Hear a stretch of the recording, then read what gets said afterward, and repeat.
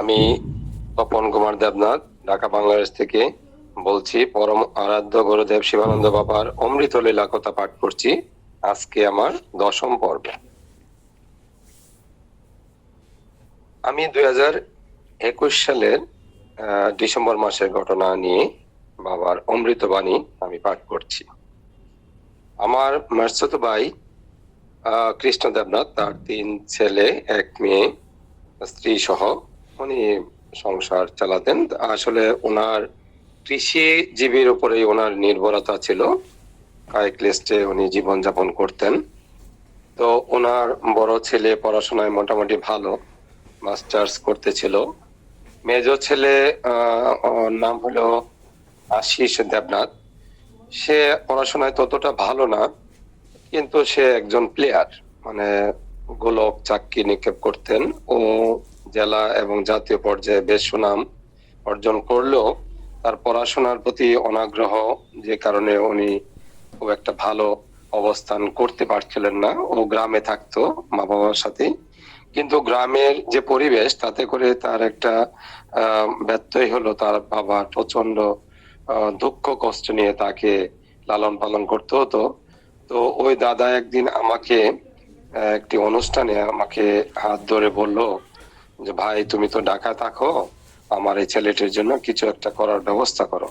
ও গ্রামে থেকে খারাপ ছেলেদের সাথে মিশে, অসৎ সঙ্গ মিশিয়ে সে আসলে খারাপ হয়ে যাচ্ছে। সেটা মানসিক এবং সে পরিবেশগত ব্যাপারে অনেক কিছু আছে, যে খারাপ ছেলেদের সাথে মিশে অসৎ হয়ে যাচ্ছে আর কি। তাকে কিভাবে একটু ব্যবস্থা করা যায়, ঢাকা যদি একটা ছোটখাটো চাকরি হয় তো ভালো হয়। পড়াশোনা আসলে ও একটু হেল্প করেছে, ইন্টারমিডিয়েট পাস কোনো রকমে আর কি। তো সেই ক্ষেত্রে তার জন্য কি করা, কিন্তু ওই ভাইটি আসলে আমার কাছে খুবই কষ্টদায়ক। এত কষ্ট করে সংসার চালায়, এখন সে কান্না করে আমাকে ধরে হাত ধরে বলছে কি করার আছে আসলে। তো চিন্তা করতে লাগলাম। তো ভাবলাম যে আসলে এই পড়াশোনায় তার খুব একটা চাকরি আসলে হওয়ার যোগ্য না। একটা পথ হইতে পারে যে বাংলাদেশে ওই যে পুলিশের সাব ইন্সপেক্টর হিসেবে নিয়োগ দেয়। সে যেহেতু তার শারীরিক বেশ ভালো, সুঠাম দেখো, সে একজন প্লেয়ার, ওই জায়গাটাতে তাকে একটা কিছু করা যায় কিনা, ওইটা একটা ভাবনা। তার বড় ভাইকে আমি বললাম যে, তুই যেহেতু ঢাকা থাকো, ও মেসে থেকে মাস্টার্স করতেছিল, আমি বলছি ছোটটাকে নিয়ে তোর কাছে এনে কিছুদিন পড়াশোনা করা। পড়াশোনা করবে কি, ও তো পড়াশোনা মন বসে না কাকু, ও কিভাবে কি করবে। আমি না, তোর কাছে আনতে হবে, এই কারণে গ্রাম থেকে তার পড়াশোনা হবে না।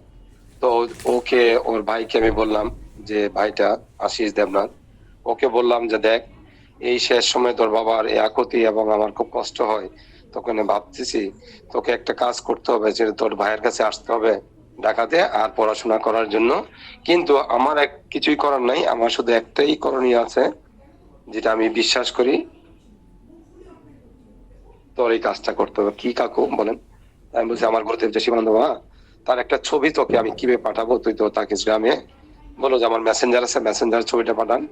আর জব করার মতো আসলে ওকে জব দিতে পারলে ভালো, কিন্তু জব সে করতে পারবে কিনা এটা আমার একটা সন্দিহান।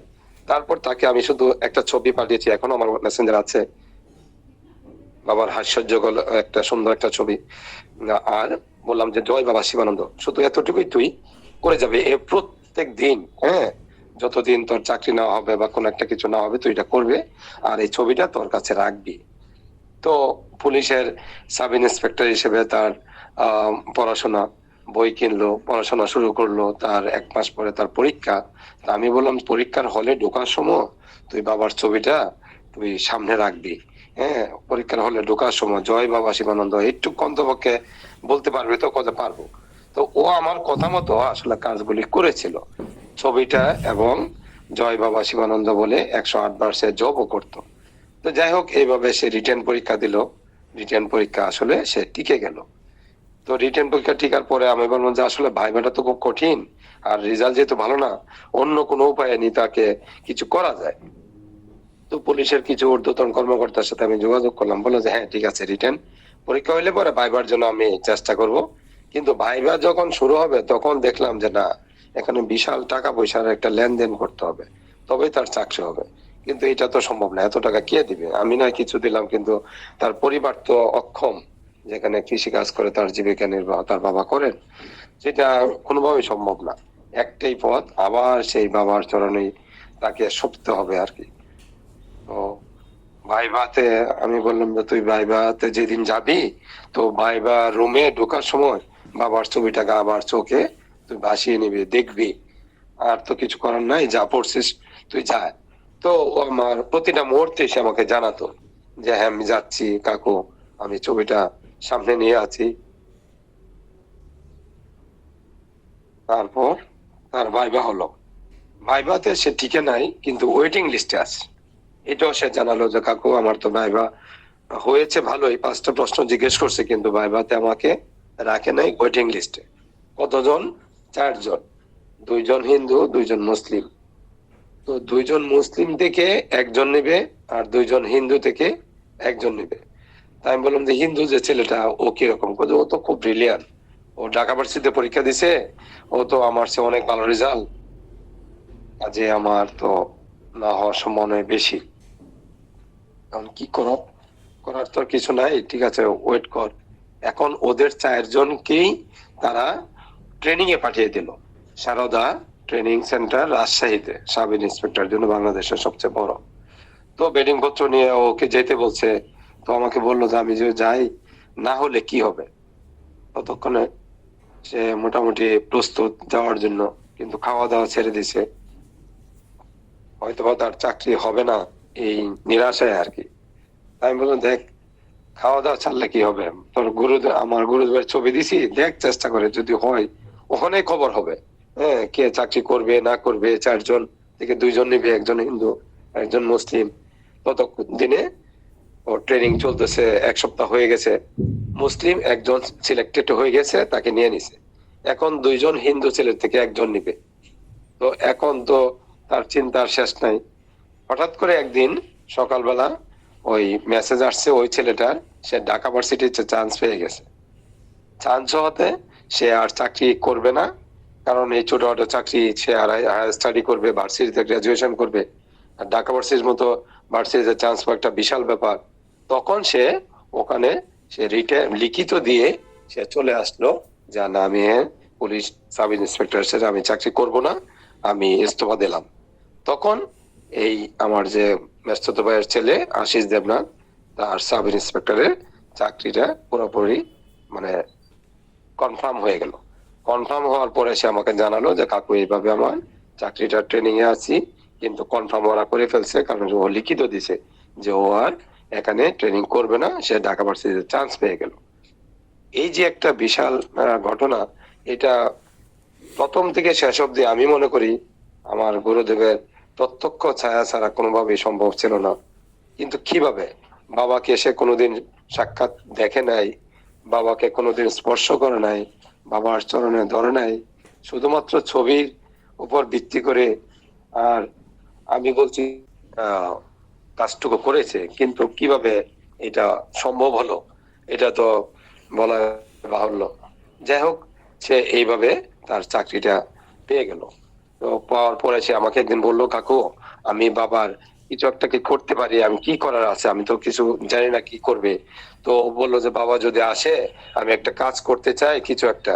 কি কাজ করবে? তখন আমি চিন্তা করলাম যে ঠিক আছে, ওকে আমি 500 ইনভাইটেশন কার্ড দিয়েছিলাম, যে কার্ডটি তুই বিলি করে দিবে, আর যেহেতু আমাদের অনুষ্ঠান ঢাকেশ্বরী বাড়ি, ওখানে তুই থাকবে। বললো যে ঠিক আছে।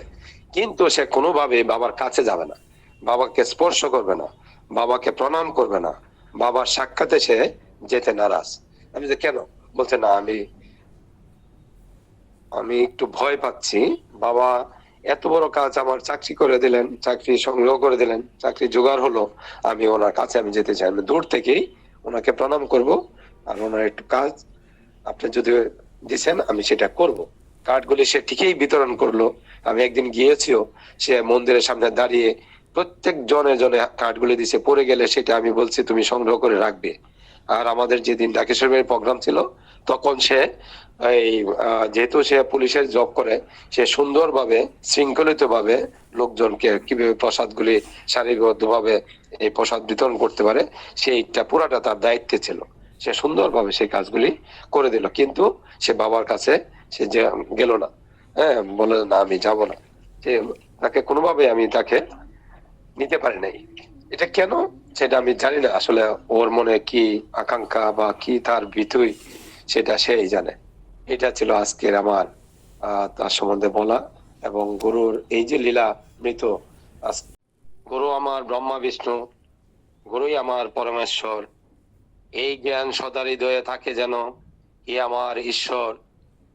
যে চরণ চিহ্ন দিয়ে গেছো আমার আশ্রমে, সেটিকে যেন সারা জীবন পূজা করতে পারি হৃদয়। হে গুরু, তোমার দেখানো পথের সদা যেন আমার তাকে মতি, সিদ্ধি সাধন করে তোমার চরণ তলে আশ্রয় পাওয়ার দিও শক্তি। আমি অদম, আমি পাপী, ক্ষমা করে দিও আমার ঈশ্বর। জন্ম জন্মান্তরে তোমার চরণে আশ্রয় পাই হে পরমেশ্বর। এই জন্মে তোমার সাক্ষাতে আমার সাধনা মিটিল, পরজন্মে আমার অপূর্ণ স্বাদ তুমি মিটাইও।